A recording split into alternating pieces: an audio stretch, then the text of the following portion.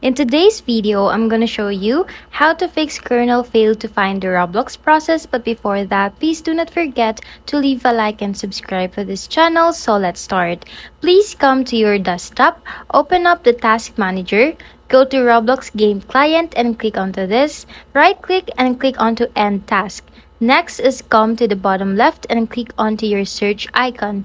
Type run or just hold the Windows key and press R. Type %app data % and then hit enter. It will bring up a folder and you should see the topic roaming. You should actually see the kernel folder, but because I'm not experiencing this error, I have nothing gotten here. But if you do see that folder, then uninstall and delete that folder.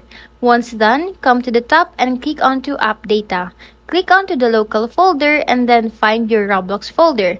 Double click on it, come to the logs folder and then delete that folder again. Once that's done, try Roblox and you should be able to play with no problem. If it's still not working, then try to turn off your antivirus. Once that's done, go ahead and open Roblox. That's pretty much it, guys. Thanks for watching. Bye!